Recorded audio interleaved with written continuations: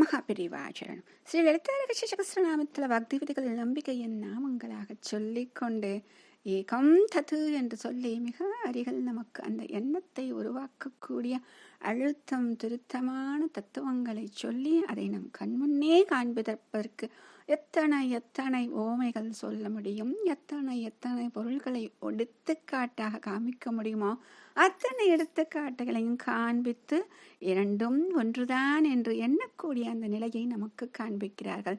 அப்படி சொல்லும் பொழுது அந்த சாமரஸ்யம் என்று சரி சமமாக பாவனை அப்படின்னு சொன்னாங்க இல்லையா. அடுத்தது அந்த சாமரஸ்யம் என்று சொல்லி வரும் பொழுது அப்படி இருப்பவள் எப்படி இருக்கக்கூடியவளாக இருக்கிறாள் என்றால், ஓம் கபர்தின்யை நமஹ, ஓம் கபர்தின்யை நமஹ. கபர்தினி அப்படின்னு சொல்றாங்க. இதுல கபர்தி அப்படிங்கிறது என்ன அப்படின்னா, அதாவது இதுல கபர்தி என்று சொல்லக்கூடிய பரமேஸ்வரன் மனைவியாக இருப்பவள்ங்கிறது இதுக்கு பொருள். இந்த கபர்தி அப்படிங்கிறது என்ன அர்த்தம் அப்படின்னா, சடைமுடி வைத்திருப்பவர் அப்படின்னு இதற்கு பொருளாம். இப்போ எல்லா தெய்வங்களையும் பார்த்தீங்க அப்படின்னா இந்த சடைமுடி வைத்திருக்கக்கூடியவர் அப்படின்னு பார்த்தா சொன்ன உடனே நமக்கு ஞாபகம் வரக்கூடியவர் அந்த பரமேஸ்வரன் மட்டும்தான். ஏன் அப்படின்னா விஷ்ணு அலங்கார பிரியர், அலங்காரங்களுடன் அவர் இருக்கிறார். பிரம்மா இந்திராதி தேவர்கள் அனைவருமே மகுடங்களுடன் காட்சி தருகிறார்கள். ஆக இதை சொல்லும் பொழுது அது ஆச்சாரியால் சௌந்தரிய லகரில் இந்த வார்த்தைகளை சொல்லுவார். அம்பாள் பரமேஸ்வரன் வந்து விட்டார் என்று வேகமாக எழுந்து செல்வாளாம். அப்பொழுது அம்பாளின் சேடி பெண்கள் சொல்வார்களாம், அம்மா தாயி உன்னுடைய காலடியில் மகுடங்களாக கிடக்கின்றன, பார்த்து செல், உன்னுடைய கால்களை எதையாவது அது காயமாக்கிவிடப் போகிறது, பார்த்து செல்லுங்கள் அப்படின்னு சொல்லிட்டு ஜாக்கிரதையாக செல்லுங்கள், தடுக்கி விட்டு விட போகிறதுன்னு சொல்லுவாங்களாம். அப்படி அத்தனை தேவர்களின் மகுடங்களும் அங்கே இருக்கிறது. எதற்காக? அவளுடைய சரணார விந்தங்களில் தரிசனம் செய்ய, அங்க நமஸ்காரம் செய்ய. அப்படி இருக்கும் பொழுது அப்ப பரமேஸ்வரனுக்கு மட்டும் தானே ஜடாமுடியே மகுடமாக இருக்கிறது. ஏனென்றால் இங்கே அவர் ஞானமூர்த்தியாக இருக்கிறார். ஞானம் இருக்கக்கூடிய இடத்தில் அலங்காரத்திற்கு இடம் இல்லை இல்லையா. இந்த ருத்ர திருஷதியில கூட பரமேஸ்வரனை ஏக வஸ்துவாக பல பொருள்களில் இருக்கிறார் அப்படின்னு சொல்லுவாங்களாம். தச்சராக இருக்கிறார், குயவராக இருக்கிறார், வேடராக இருக்கிறார், எல்லாமாகவும் இயற்கையாகவும் அவர் தான் இருக்கிறார் அப்படின்னு சொல்லிட்டு இங்க எல்லாம் பன்மையில சொல்லிட்டே வருவாங்களாம்.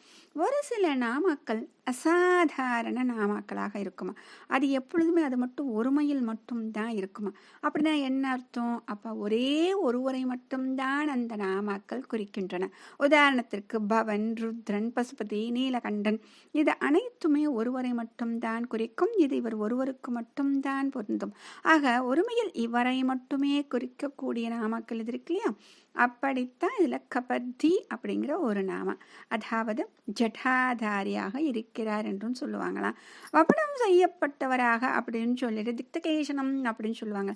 எதுக்கு அப்படின்னா இவர் தான் அந்த வபனம் செய்யப்பட்டவராக தலைமுடியை எல்லாம் நீக்கிவிட்டு வபனம் செய்யப்பட்டவராக ஆதிசங்கரராக அவதரித்தார் இல்லையா. அந்த அவதாரத்தையும் அங்கே குறிப்பிடுகிறார்களாம். அடுத்தது ஜடாஜூடன் அப்படின்னு சொல்றது தேவி அபராத க்ஷமால சொல்லுவாங்களாம். அதில் அவளுடைய கணவன் எப்படி இருக்கிறார் அப்படின்னு சொல்லும் பொழுது ஜடாதாரி கண்டே அப்படின்னு சொல்லுவாங்களாம். அதாவது இதில் சொல்லும் பொழுது எப்படி இருப்பாங்க அப்படின்னா கரளமசனம், அதாவது ஆகாரமே விஷம் அவருக்கு, சரியா. சிதாபிரஸ்மம், அதாவது என்ன பண்ணுவாரா, இந்த உடலெல்லாம் மயானத்தில் இருக்கக்கூடிய சாம்பலை பூசிக்கொண்டு இருக்கிறார். அடுத்தது திகம்பரதரோ, அதாவது என்ன பண்றாரு, திக்குகளையே ஆடைகளாக அணிந்து கொண்ட திகம்பரன். ஜடாதாரி, தலையில் ஜடையை தரித்து கொண்டு கழுத்தில் பாம்பை மாலையாக இருக்கக்கூடிய அவனுக்கு பசுபதி என்று பெயர். இந்த அத்தனை எப்படி இருக்காரு, இவர் எப்படி இந்த பசுபதி, அதாவது லோகத்தில் இருக்கக்கூடிய ஜீவன்களுக்கு தலைவனாக இருக்கிறார். இவர் எப்படி இருக்கிறார், கையில கபாலத்தை இந்த பிக்ஷாடரனாக செல்கிறார். ஆக இங்க சொல்லும் பொழுது பூதேசன், ஜெகதீசன் அப்படிலாம் பேர் வருது. அதாவது இத்தனை பட்டங்கள் இவருக்கு எப்படி கிடைத்ததுன்னு சொல்றாங்களாம்.